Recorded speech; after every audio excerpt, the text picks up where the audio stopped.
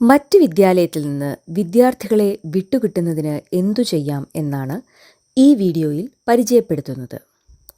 udais+.gov.in പോർട്ടലിൽ student module എന്ന ലിങ്കിൽ ക്ലിക്ക് ചെയ്ത് വിദ്യാലയത്തിൻ്റെ യൂസർ നെയിം, പാസ്വേഡ് എന്നിവ ഉപയോഗിച്ച് ലോഗിൻ ചെയ്യുക. ശേഷം 2025-26 വർഷം തിരഞ്ഞെടുക്കുക. പുതുതായി ഓപ്പൺ ചെയ്തു വരുന്ന വിൻഡോയുടെ ഇടതുവശത്തെ പാനലിൽ കാണുന്ന സ്റ്റുഡൻറ് റിലീസ് റിക്വസ്റ്റ് മാനേജ്മെൻറ്റ് എന്ന ലിങ്കിൽ ക്ലിക്ക് ചെയ്യുക. സംസ്ഥാനത്തിനുള്ളിൽ നിന്നാണോ അതോ മറ്റു സംസ്ഥാനങ്ങളിൽ നിന്നാണോ കുട്ടിയെ വിട്ടുകിട്ടേണ്ടത് എന്ന് സെലക്ട് ചെയ്ത് ഗോ ബട്ടൺ പ്രസ് ചെയ്യുക.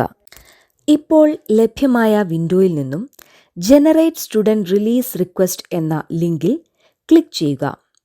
നിങ്ങളുടെ വിദ്യാലയത്തിലേക്ക് വരേണ്ട കുട്ടിയുടെ പെൻ നമ്പറും ജനനത്തീയതിയും എൻ്റർ ചെയ്ത് ഗെറ്റ് ഡീറ്റെയിൽസ് എന്ന ബട്ടൺ പ്രസ് ചെയ്യുക. നിങ്ങളുടെ വിദ്യാലയത്തിലെ കുട്ടിയുടെ വിവരങ്ങൾ, മുൻ വിദ്യാലയത്തിൻ്റെ യുഡൈസ് കോഡും വിദ്യാലയത്തിൻ്റെ പേരും ആധാർ നമ്പറിൻ്റെ അവസാന 4 അക്കവും ഉൾപ്പെടെ സ്ക്രീനിൽ ലഭ്യമാവുന്നതാണ്.